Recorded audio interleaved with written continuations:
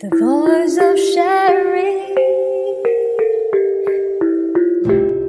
Durian ASEAN.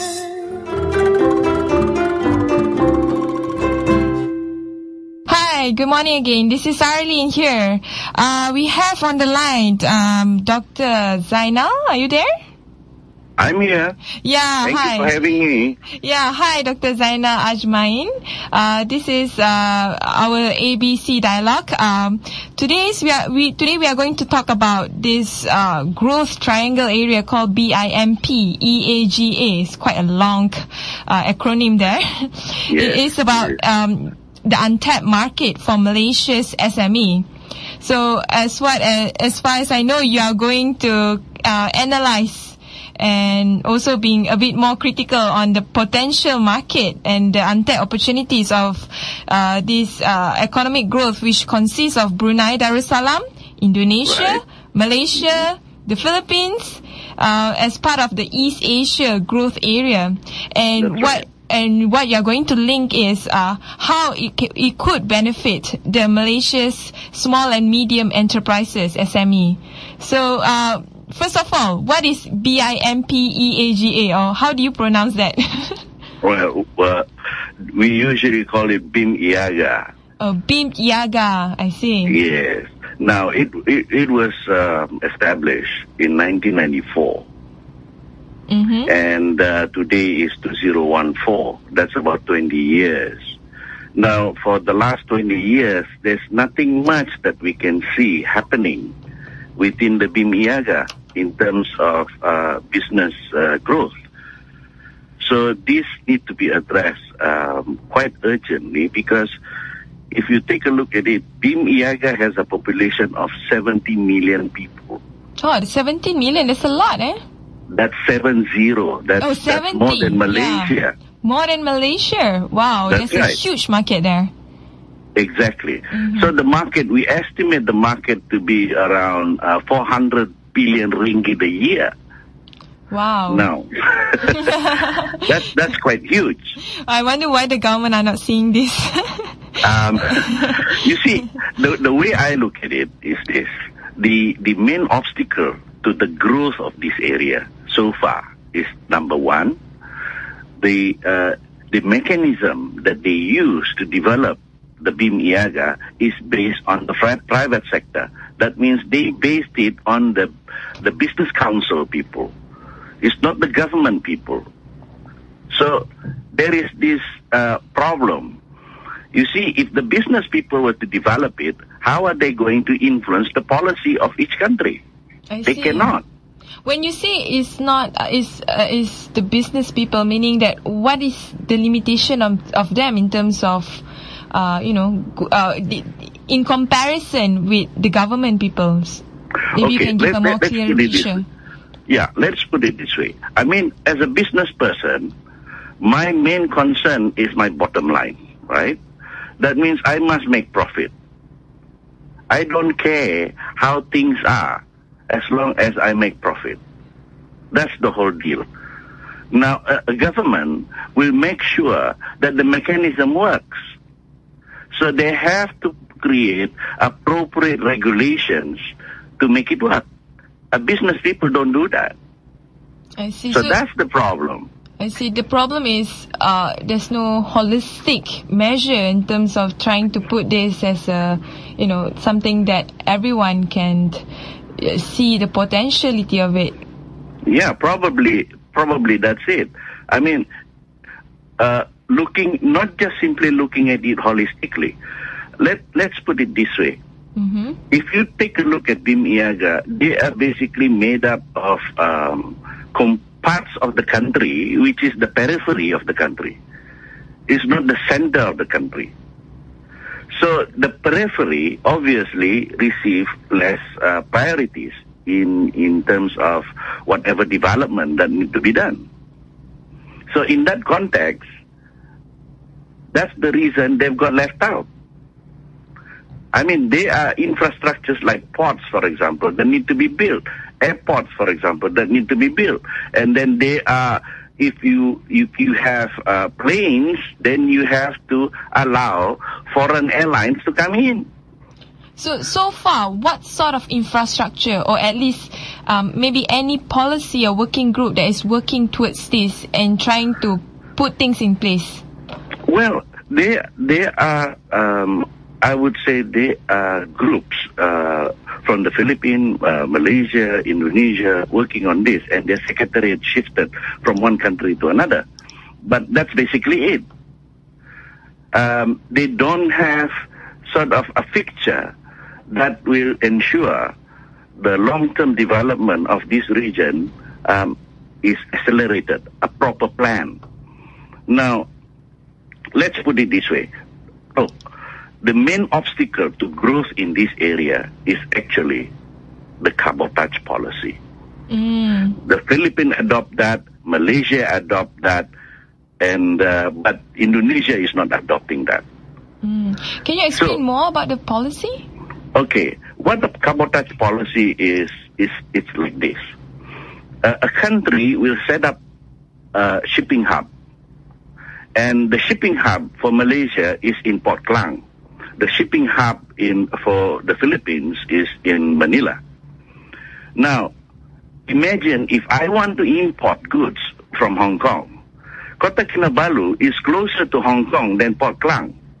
But the problem here is, because of the cabotage policy, the ships from Hong Kong have to go to Port Klang first before the goods will be transferred to another feeder ship and then sent to Kota Kinabalu. Oh, that's a bit too long of a journey to have to go to, Peninsula Malaysia, then to Sabah. Exactly. So meaning to say, first, there is the cost. Second, there is the time.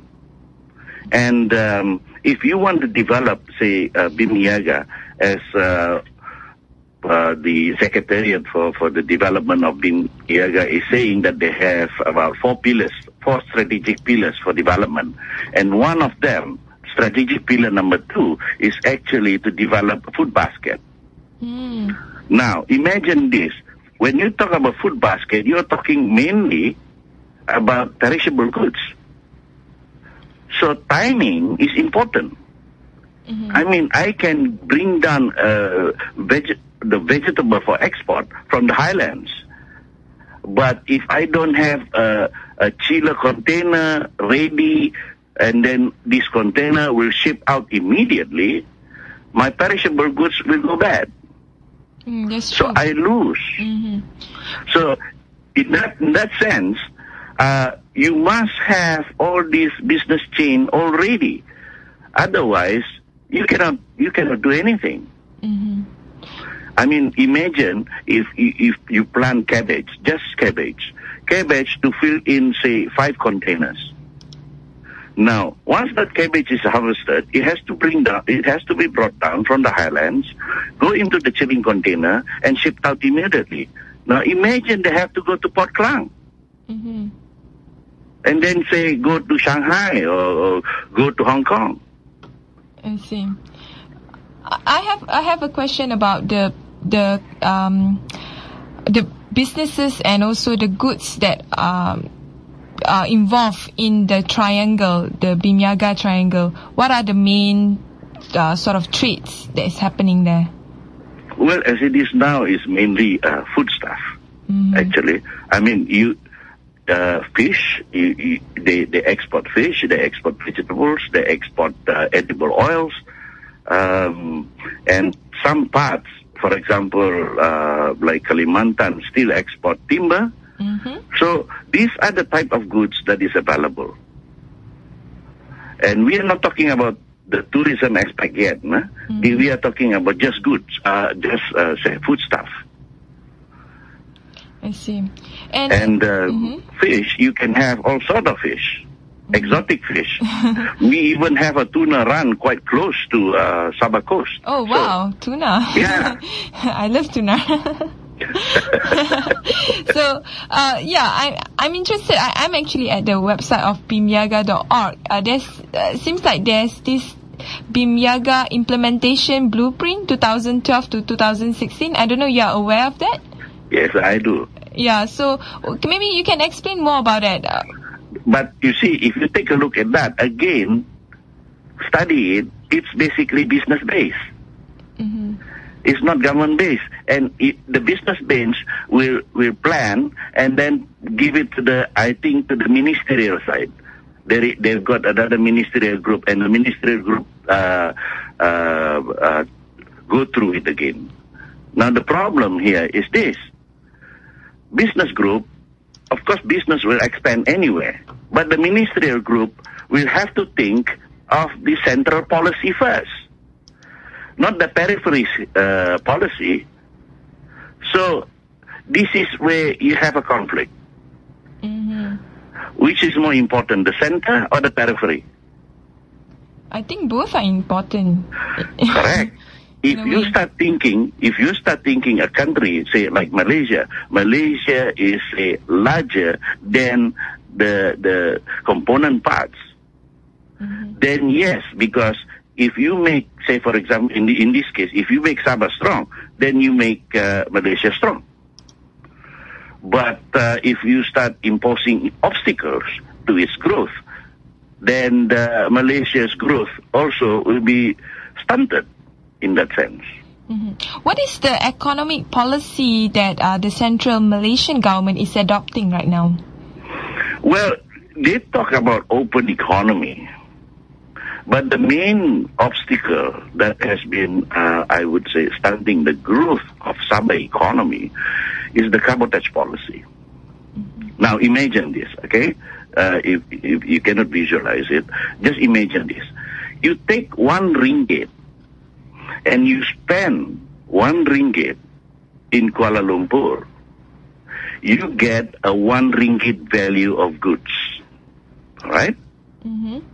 Now you take that same ringgit, you go to Kota Kinabalu and buy the same goods, you only get a 60 cents value.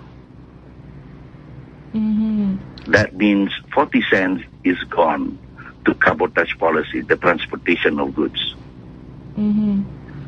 If you want a simple example, just take newspapers and periodic and books. Just take it and take a look at the price. You have the East Malaysian price, you have the West Malaysian price. Okay. So, yeah, you can calculate the difference from there. Yeah. It seems like there's a lot of ambiguity when it comes to how the government should approach the BIMP EAGA region. But what about ASEAN, Association of Southeast Asian Nations? How it can sort of encourage BIMP EAGA to become like a very, high growth economic region? Okay, the way I look at ASEAN is simply this. ASEAN are made up basically of all the ministers. Basically, we are looking at central government sitting down in ASEAN. Mm-hmm. Central government doesn't care about state governments. Well, they care, but they couldn't care less about the state government. So, their main concern is central government. Mm-hmm. Okay? Not the periphery. Now, imagine this, okay? Now, if you are in ASEAN, you will be looking at Kuala Lumpur as the main gateway for international flight. All right? Mm-hmm. Now, if you think about it that way, then Kuala Lumpur or KLIA will have to compete with Singapore, Jakarta, and Bangkok. Right? Mm-hmm. Now, we have an international airport that can take in A380 in Kota Kinabalu. Why can't international flight just go into Kota Kinabalu direct? Mm-hmm. Why does it need to go and land in KLIA and then you shift the passenger to another plane and fly them to Kota Kinabalu? Mm-hmm. Isn't it? Mm-hmm. Now, ASEAN, if you are in ASEAN, when you're discussing with all the ministers, you'll be talking about KL. Mm-hmm. So who is going to talk about KK? Mm-hmm. No one. So, is there any attempts to sort of amend the cabotage policy, or at least to review it, or or is there any NGO that is, business group that want to highlight this at a more high level? Well, let's put it this way. We have been arguing about this for the last 4 years. I would say the prominent player in this is actually Datuk Wong Peng Tau, and he is the head of the Sabah Federation of Manufacturers, and he has been fighting his guts about this. And until today, nobody cares. I see. Why is that so? Well, you see, the problem here is this. The minute you abolish the cabotage policy, KK can become one of the biggest, I would say, port in this part of the region. When that happens, that means KK will take some of the glory or some of the glamour from Port Klang. Glamour. Yeah, from Port Klang.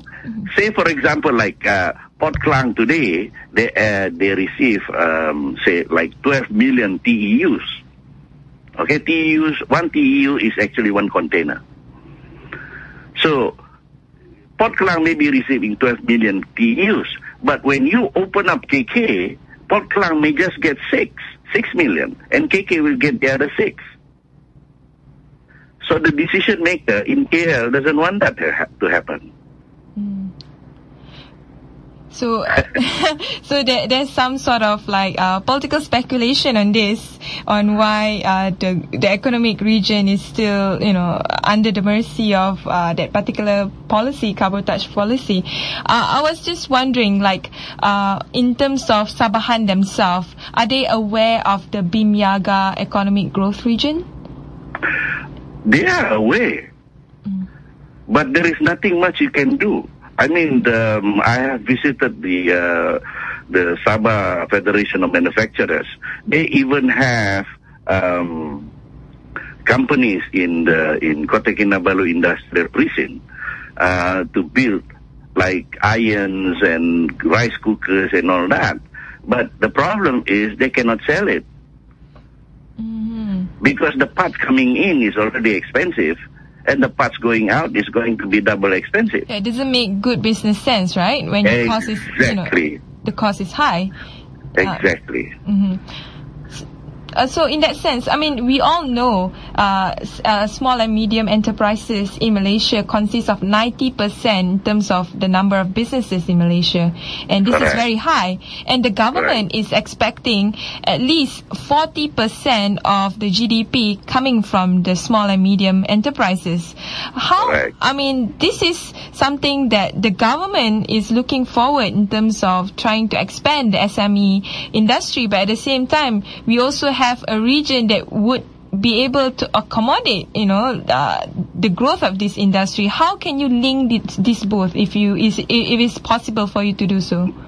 Well, the way I look at it, I would say to the central leadership, please, look, don't concentrate too much on the west coast of Peninsular Malaysia.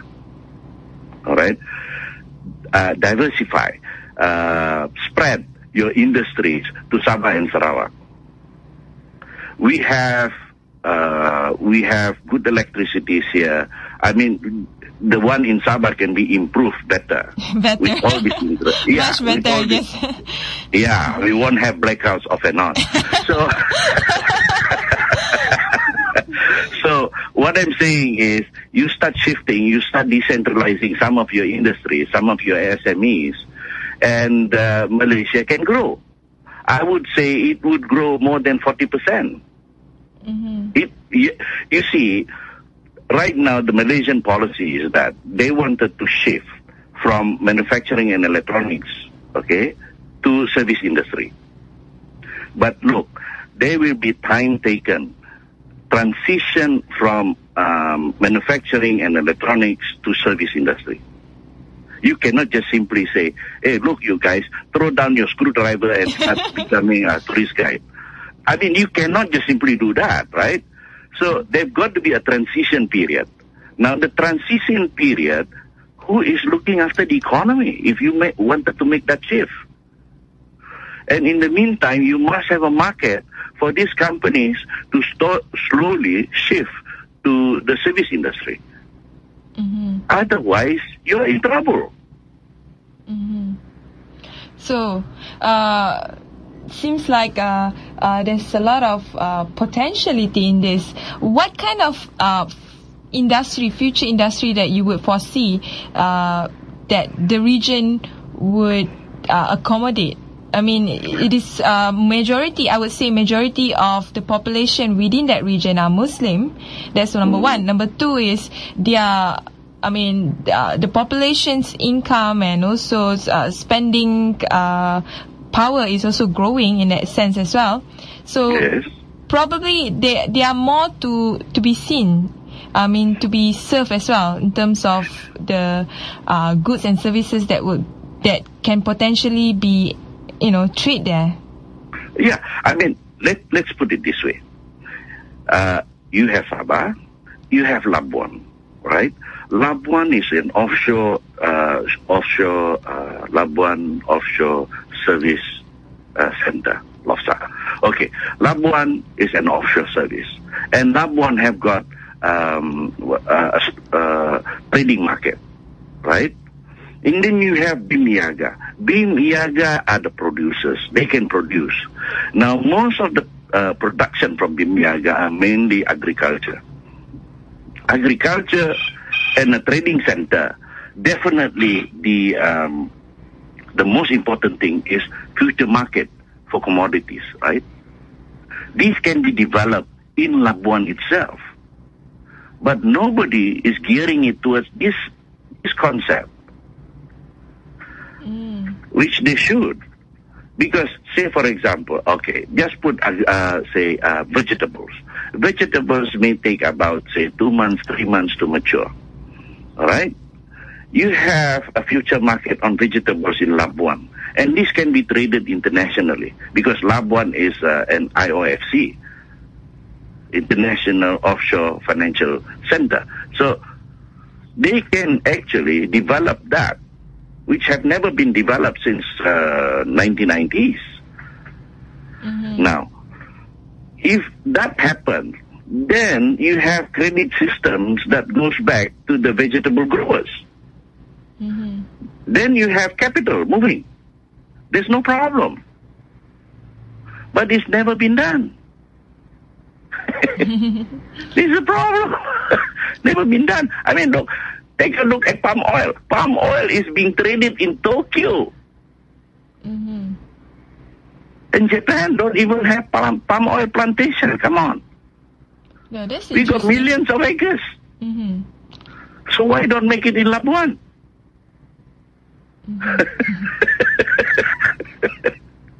Ridiculous, isn't it? Yeah, it is ridiculous.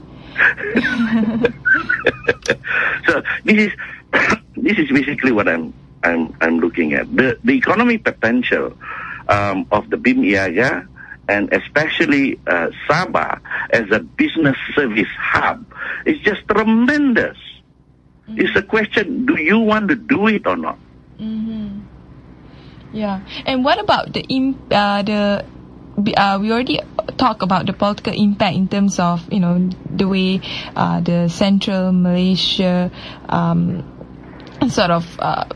where the federal government is, which is in Putrajaya, would affect in terms of how the transfer or the increase of the state economy of Sabah and possibly Sarawak in this area.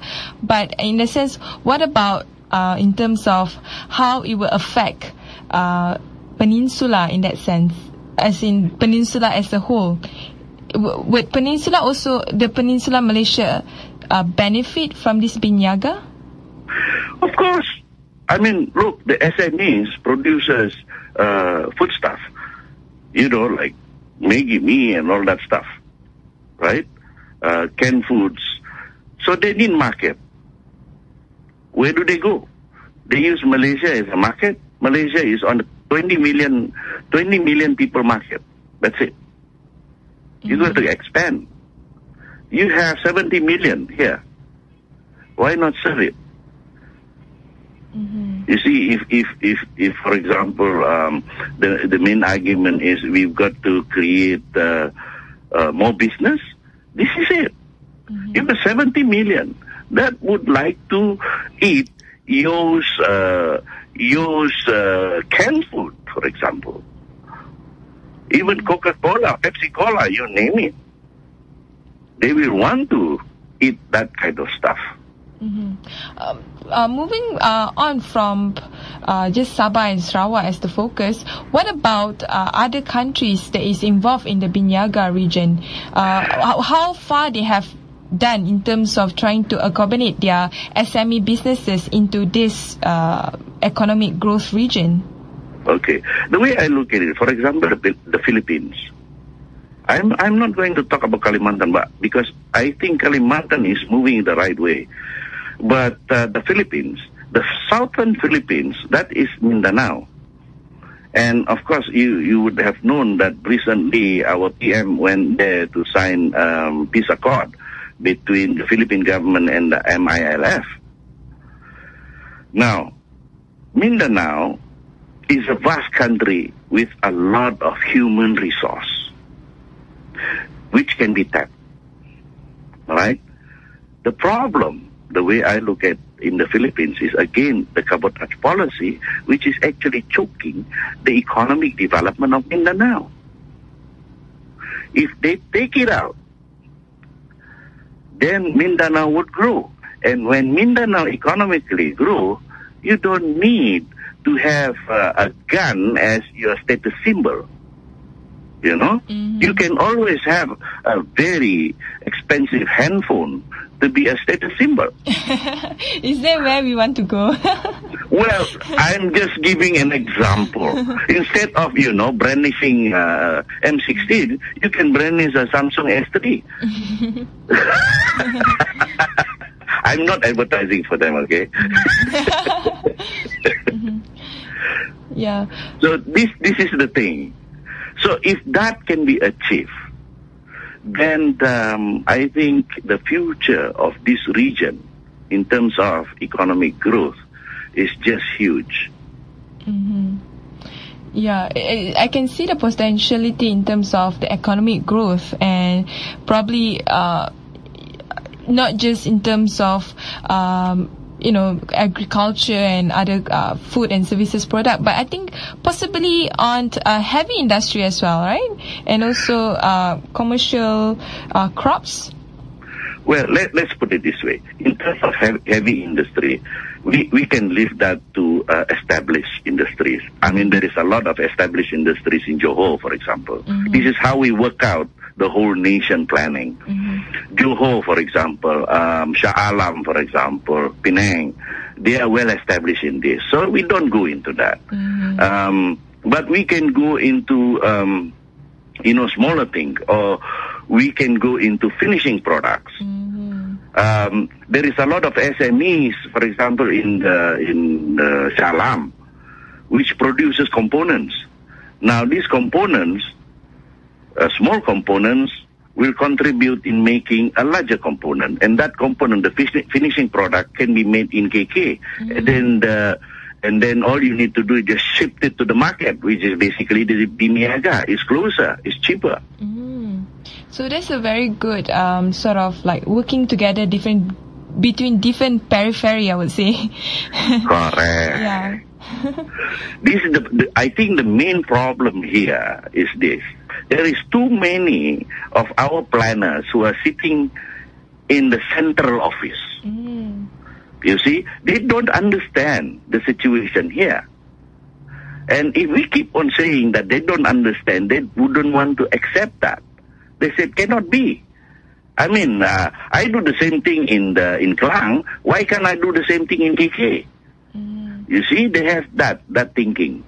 So, the problem here is you have to change that mindset first before you can start to plan for the whole of Malaysia.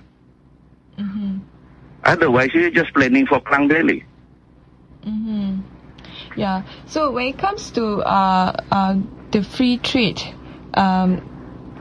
FTA, I would say, do you see, I mean, the ASEAN, we are going to have our ASEAN community in 2015, and one of it is to have a free trade area within Southeast Asia. Do you see this as something overlapping with BIMP EAGA, or something that would mutually benefit? Actually, no. You see, the main problem here is this. When we talk about ASEAN, like AFTA plus 3, for example, okay, that is between nations. That is between Malaysia and the Philippines. That is between Malaysia and Vietnam. You see, what is happening between Kuala Lumpur and Kota Kinabalu is your internal problem. So, you can think about when planners go and meet in AFTA, they are from KL. They think about KL. They think about Klang Valley. They're thinking about the west coast of Peninsular Malaysia. They don't think about even Terengganu, Kelantan, Pahang. Can you imagine them start thinking about Sabah and Sarawak? So this is the problem. So that is at that highest level. So when it comes to internal problem or internal issues like cabotage, that stays.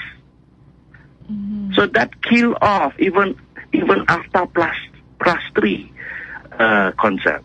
I see. Because internally you are still managing it yourself and you don't want to change. That's a problem. So where's the way forward for this in terms of, besides, probably you would want to address on the cabotage policy, but other than that, what can SME themselves do at this moment right now, or at least policymakers who are interested in trying to develop this region can do? Well, the way I look at it, the SMEs want to expand their market, right? If they want to expand their market, they've got to pressure the central thinkers or the central planners or the central decision makers that, hey, look, there is a potential in BIMP EAGA. I want to go there. But you are putting this obstacle. Take it out. So instead of us, just only Sabah people and Sarawak people talking about, hey, abolish cabotage policy, even the SME should start talking about abolishing the cabotage policy. Then we are talking. So far, what has been done? I mean, what has been developed in the BIMP EAGA economic growth region? Because as far as I can see, there are some attempts by the central government in Malaysia to promote that region, and also governments from the countries involved. But I'm not. But I want to know, like, how far it has growth in terms of its attracting trade revenue and all that. Okay. Now let's put it this way.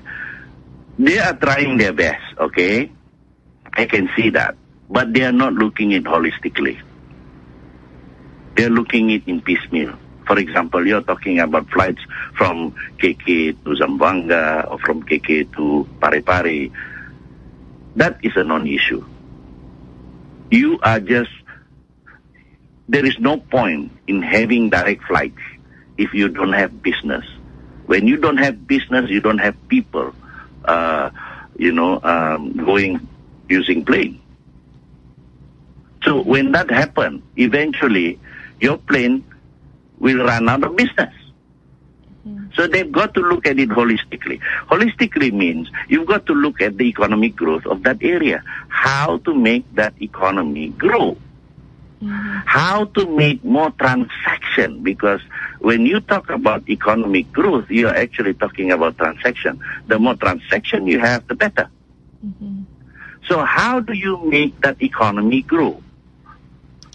Now, you have a catch-22 in Mindanao.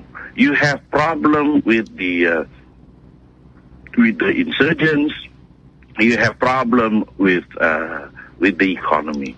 So which one should come first?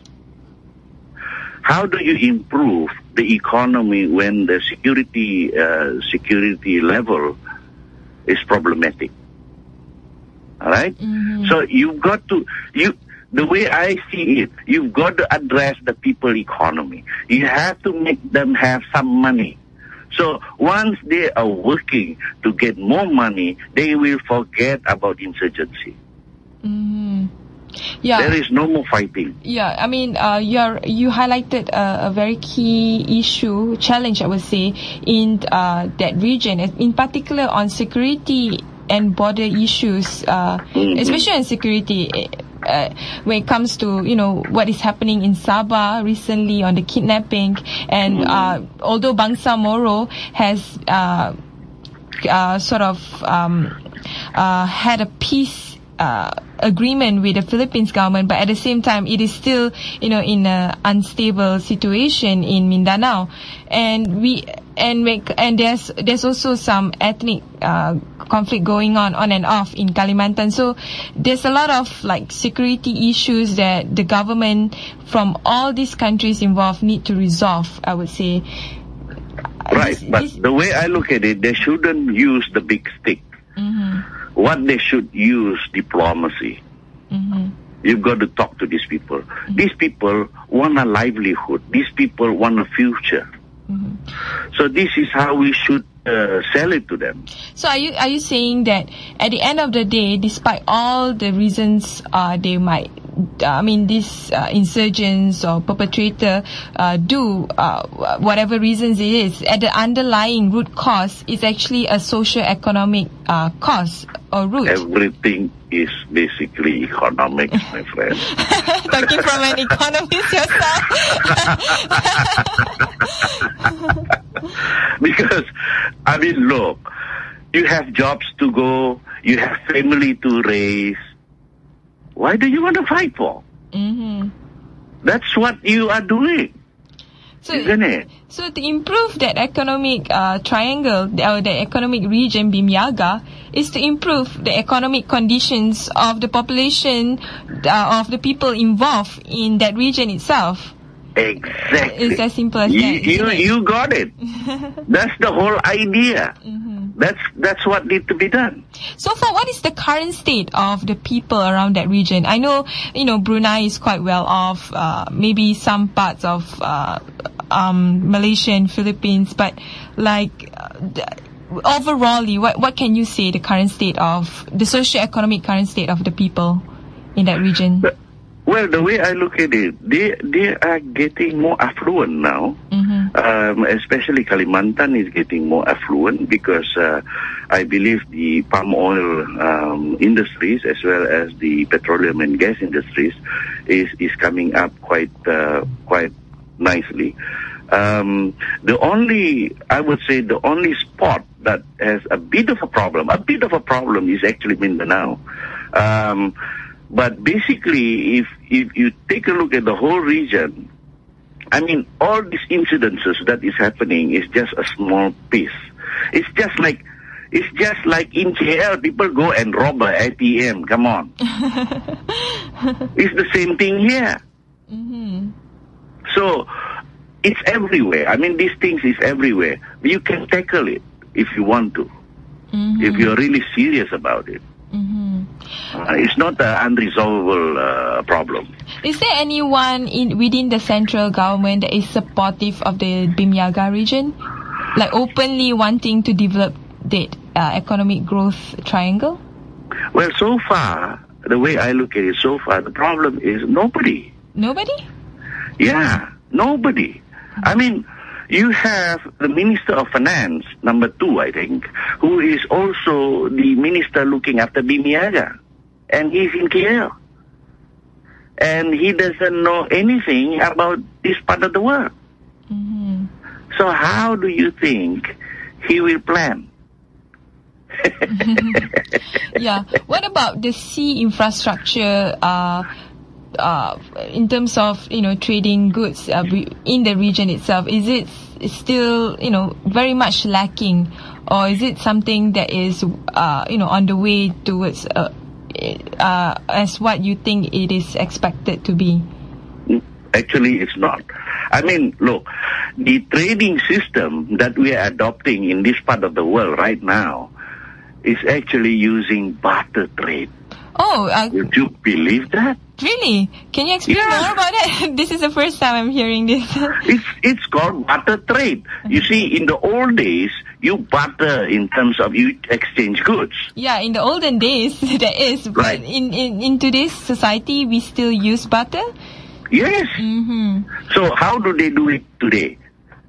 The way they do it today is they bring down the pesos, bagfuls of pesos, come to Malaysia, come to Sandakan, that's another East Coast city.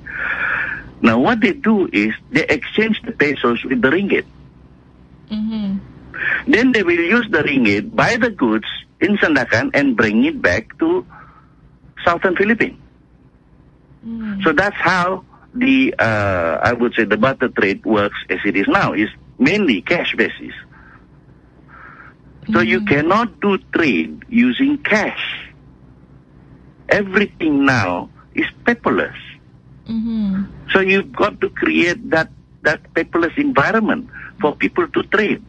I mean, there are people from Mindanao, for example, that can sell maize, in shipload. All right? When you do that, you cannot use cash. You need to go to the bank and open a lending certificate, a LC they call it.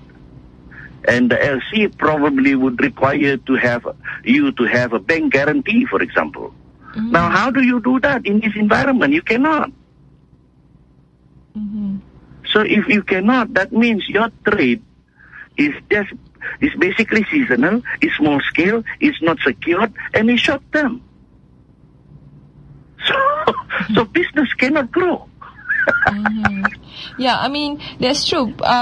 You give a lot of very interesting example on how it can be improved further. But do you, maybe you can provide more insight into maybe other economic growth region that BIMP EAGA can learn from? Well, actually, it's a bit unique here. The BIMP EAGA here compared to the South Thailand and North Malaysia, North Peninsula Malaysia triangle is a bit unique. It's not the same. And it's not the same as well with the South Triangle, that is Singapore, Malaysia, and Indonesia. So here is unique. They cannot learn from anywhere else. They have to learn by themselves. Mm-hmm. What are the key sort of aspect that you think would enhance the BIMP EAGA trading system, I would say? Oh, the trading system. The trading system, you have to start integrating their trade systems instead of using the barter trade into the conventional trading system. You have to integrate. That integration is a process that needs to be done. Mm-hmm. Because they have been using this for hundreds of years. Don't expect to make that changes in a couple of days. It will take some years. Mm-hmm. So, yeah. What about other countries? Do they propose any other initiative, perhaps, in terms of trying to improve the BIMP EAGA trade zone? Well, let's put it this way. The way I look at it, Indonesia is doing a good job. The Philippines is quite similar to Malaysia in terms of the thinking, because it's central periphery type of thinking. Malaysia is also central periphery of thinking. So Brunei is all for it, right? But thing is, I would say two countries concentrate more on central thinking rather than the periphery thinking. So it doesn't work. Mm-hmm. Now, BIMP EAGA, in terms of people, there is plenty of people. In terms of land, there is plenty of land. When you talk about the sea, there is plenty of fishes. Mm-hmm. So the issue is, who is planning to develop all this? No one. To be honest with you. Yeah. I see. No one. Another thing, I'm just wondering, like, how the BIMP EAGA, let's say it is being fully developed as a vibrant economic growth zone, how would it impact in terms of the sustainability and the environmental impact in the country, especially in the region of Sabah and Sarawak and other areas surrounding that? Okay. Maybe you are too young to see the difference between KL in the 60s and KL today. Yeah, I guess But so. what I'm seeing is, look, KL wasn't as vibrant as it is today then. Okay, it grows. And it grows because the hinterland grows.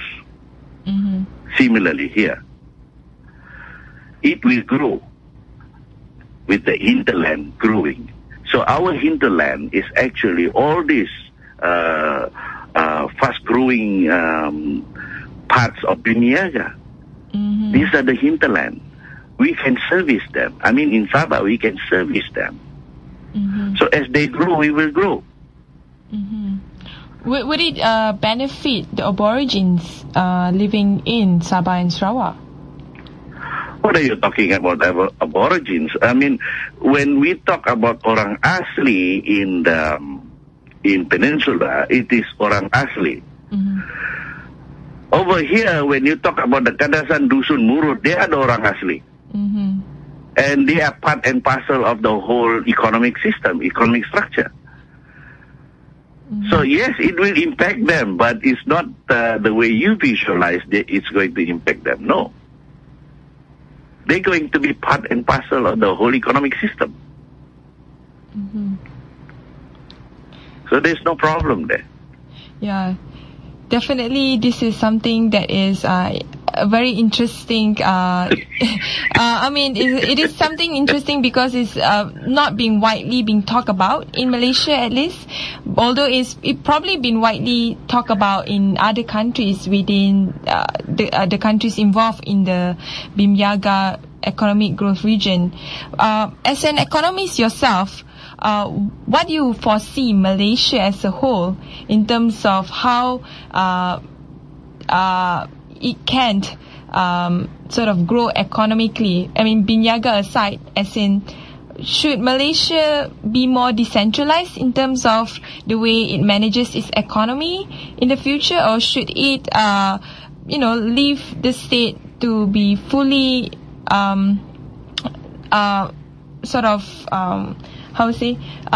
should it leave Sabah and Sarawak to deal with BIMP EAGA alone, or should it be part of BIMP EAGA, or should it have a more decentralized system in its economic dealings? I mean, you probably know best this. So, well, let's put it this way.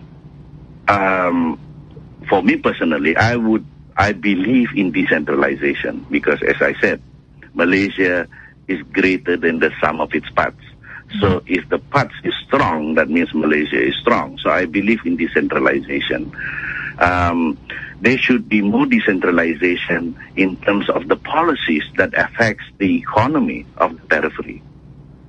Because look, we are too far from KL, okay? You have to admit that. The South China Sea is huge enough. And this has never been addressed. The economy of Sabah and the economy of Peninsular Malaysia has never been integrated. Do you know that we import 58% from Peninsular Malaysia, while Peninsular Malaysia only import 13% from us? Oh, really? Yeah. So that means you totally no integration. What are the 13% involved? I mean, well, 13%, some of them are edible oil, vegetables, foodstuff. But we have to get, say, for example, like cement, steel bars, even the cars, we have to get from Peninsular Malaysia. And it's much, much more expensive here because of the cabotage policy. Do you know a car here is 5,000 more expensive than in KL? Oh. Yeah. I see. Everything. I mean, I buy a proton, sauna. It's about 2,000-3,000 more here. It's due to the policy itself, right? The cabotage policy. Mm-hmm. Exactly. And we are selling it cheaper to UK. A bit ridiculous, isn't it? Mm-hmm. Yeah. So, in that sense, it seems like the major culprit or hindrance of this BIMP EAGA region is that particular policy itself. Other than that, what are the hindrances that you think the Malaysian government should overcome in order for it to truly, enhance the BIMP EAGA economic region? Well, the way I look at it, once they get rid of the bad policy and make good policies, I think things will grow by itself. Mm-hmm. Do you foresee the political will or the economic will, I would say, of the central government and the policymakers in the central government to support this region? I don't think it's political will. I think it's more like ignorance of what is happening here, Okay. I mean, look, they are Malaysian, I am a Malaysian. Okay? Mm-hmm. As a Malaysian, they want Malaysia to grow. Right? But the problem is they have limited knowledge of what is happening here. Mm-hmm. So when they have limited knowledge, they make limited policies. Mm. That's the problem. Mm-hmm. So, any last words to sum up about the BIMP EAGA economic growth and how it is going to be, the future for Malaysia SME markets? Well, the way I look at it, the economic potential is undeniable. It's there. It's a question of us tapping it. But for us to tap it, we need good policies. Mm-hmm. And to get good policies, you need good feedback system. That means you need good data, good analysis, very articulate. And this can be done. But the problem here is quite often, these are some of the frustration, I believe, shared by some of my academic colleagues, is that we are never being asked about this. Mm-hmm. When you say you are never being asked, as in like the whole majority of Sabahan economies are always being left aside in terms when it comes to policy making at the central body? I think that is what is happening nowadays. That's the reason why I am more active in writings, about all this. Mm-hmm. Because nobody seems to listen to what we are trying to say. What is the main concern for economists from Sabah, other than just the BIMP EAGA, but like the main overall concern? Well, we are concerned on how the Sabah wealth is being used, because so far what we are seeing is the wealth have been moving to KL, and only KL is developing, especially the Klang Valley area. Less emphasis is being given to Sabah and Sarawak, when we also have potential to contribute to the development of the nation as a whole. Now, if we are being marginalized, then I would say the whole nation building, the whole nation as a nation, Malaysia as a nation, is handicapped. Mm-hmm. You see, they have to take us in as part and parcel of the whole nation building process. Mm-hmm. And the way I look at it is, it has not been in that direction. Mm-hmm. So that could be changed. That once you change all those, you improve the policies, I think Malaysia can be a great country. Yeah, I personally believe Malaysia can be a great country, and I believe, you and economists from Sabah, and I'm sure there are many intelligentsia from all around Malaysia, if they all can work together and integrate together in terms of how we can develop our nation forward, rather than just having people from the central body to decide everything, it would definitely push Malaysia much further than where we are. To the next level. Yeah, I think we are going to the next level. Definitely. Yeah, and we don't need to involve ourselves in the political circle that, we see in the newspaper every day. Correct. Yeah. Just griping and gossiping. Come on. So, we are at the end of our show here, but I want you to... Yeah, you've been talking for an hour, but I just want you to at least say something, maybe some recommendation briefly on how we can be part of this BIMP EAGA further. Okay. To be honest with you, I have already prepared a plan which is called the Sabah Transformation. This plan is consistent or in line with our Yang Amat Berhormat Datuk Seri Najib's transformation program. But his program is emphasizing more at the center. My program is emphasizing in Sabah and Sarawak, basically in Sabah, not Sarawak. So I'm looking at that transformation program, and that part and parcel of that transformation program is inclusive of looking at BIMP EAGA as Malaysia's hinterland. And it's available. Where is it available that people can get? It's available with me. I have presented it in a seminar in the University of Malaysia Sabah, but until today there is no pickups. If people like us, laymen, want to get hold of your strategic planning, where can we get? Just give me an email. I will send it to you. What is your email, if you want to reveal to everyone? My email is Ajamain, Ajamain,